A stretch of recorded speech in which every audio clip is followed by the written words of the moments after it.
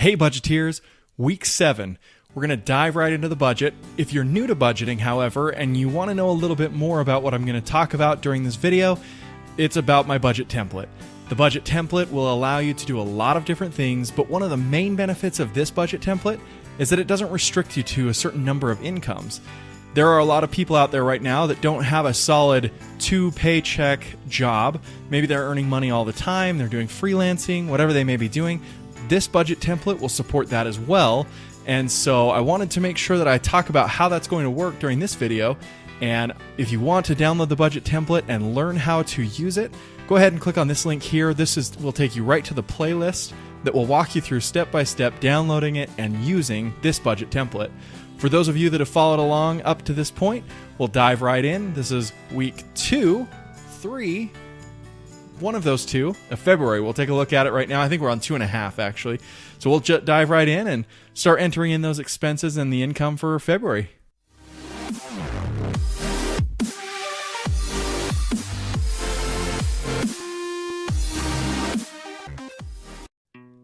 All right, budgeteers. So we left off here in February with our income being about halfway full to where we expected it to be. We've got a few expenses that have come through. We'll see what else has come in there. Buckets are filled, and we've got 2 weeks worth of the weekly budget in here. Now, I am filming this on a Thursday this week, so I won't have the week 3 new refill coming in on this video. I'm going to start doing them on Thursdays because I have a little bit more time and I can spend a little bit more time talking about how this works. So this week you'll see that I'll miss that, and then I'll get week 3 in next time, and 4 will just be a little bit delayed on this one account by about a day, but everything else will stay right on track. And as of right now, in my checking account reconciliation, I should have about $1,851.42 available and ready for me. So the first thing I always do, as always, is I head over to my bank and I download my bank transactions. And I've edited out the descriptions a little bit here so that I can keep a little bit more ambiguity, but also at the same time know exactly what these transactions are for this video. So the first thing that you'll notice is that I start on the 13th, which is the day before Valentine's Day, with some flowers and chocolates for my wife. So that was awesome. I was a day ahead. Woot woot. So I've got that all set up there, and we're going to put that in, and then we'll get the rest of these as well. So I've got 7 transactions here. I like to count those first. Jump over to the expense tracker, and we'll go ahead and add 7 lines. So that's 1, 2, and we'll do them in multiples, 4, 5, 6, 7. So there we go. And all of these are taking place in February. So I'm just going to grab this here and drag that up. And I know the first one was the 13th. And let's count these here. So we've got 3 14s and 3 15s beyond that. So 14s, we'll start above so that it goes faster, and 15s. Perfect. So now I can actually just jump over here and take these expenses, copy that, and come paste them over here. And then I will also be able to do the same thing with the descriptions since they're already in here. That way I don't have to keep switching back to this file, and I will place them right here. So now I just need to categorize these. I have the $20.11 for that, and I'm going to put that in holiday. And then I've got an internet bill, which of course goes to internet. A gas bill, this is my home gas. Oh, I didn't call it gas bill. So again, we can go ahead and drop this down. We can take a look for it. It's going to be somewhere right here. I think it was one of the first ones I entered. Oh, no. Oh, right here. It's just gas. All right, cool. So enter that in as gas. Valentine's Day lunch. So this again will hit holiday. Holiday for some. Got that in there. A haircut. I always throw this at the clothes budget. And then Target. This one right here was for some medicine, so it will go to medical. That was for my daughter. And then Chevron, that's going to be car gas. So I've got those all in there.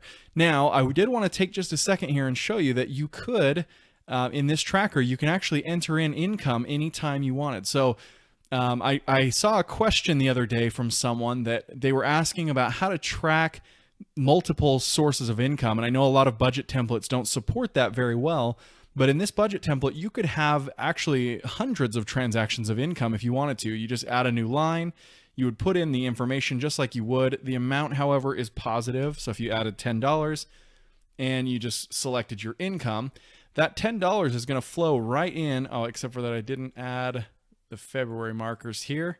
So if I put those in February, I can jump back over here and I can actually see that $10 appears right here.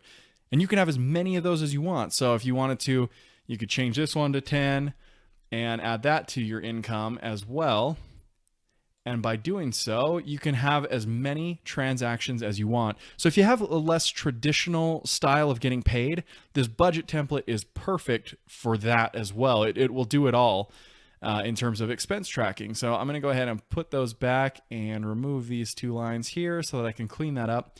But I just wanted to mention that because I saw that question and I wanted to make sure that there was an answer out there.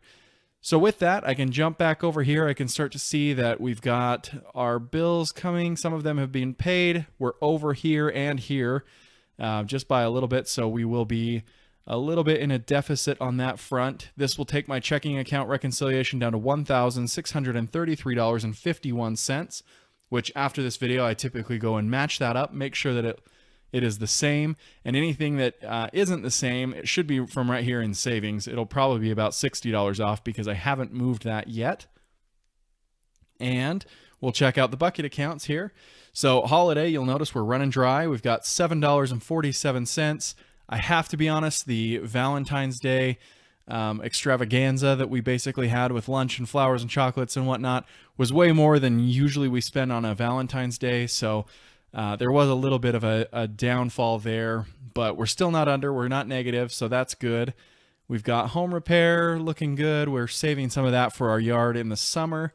Car repair, just in case we know that some brakes are going to be needed here soon. And car insurance, whatnot, all that's coming up. So looking good. Overall, we are looking good. Medical is coming down pretty fast with what's going on. We've got $100 down this month already. So you can see in this column, we've got all the expenses being added up together. So education's pretty typical there, which is good and blanked out. And holiday is at its maximum. So we are definitely running really close on some, and others are building up really fast. So this is a good month so far, and we'll continue going. Hope you enjoyed this budgeting session. We'll jump back to the camera for a minute. All right, budgeteers, how are you feeling about February so far? Leave how you're doing in the comments below. Tell me how your budget is going so far this month. I would love to know. But I did want to take that time out in the middle there. I was talking about multiple incomes and how this budget template supports it. This budget template actually has support for a lot of different features that are for everyone. If you have a unique situation, this budget template can usually be changed in order to make it work for you. It's very customizable. It's awesome. You can do almost anything with it. So if you don't have that budget template, be sure that you go and check out that link. It's in the description below as well as at the first of this video. You can learn all about it or go over to the playlists on my channel and it's there. So if you're subscribed and you're watching for those budget template videos, I give them out all the time. So watch for that. I love talking about this budget template.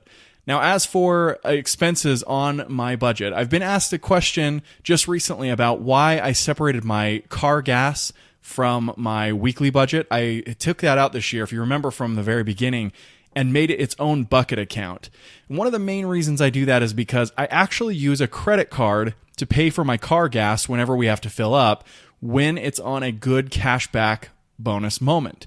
So right now, from January through March, the end of March, I believe, there is a great 5% cash back for all gasoline purchases or all purchases at a gas station on the Discover card, which if you want a Discover card, the link is in the description below.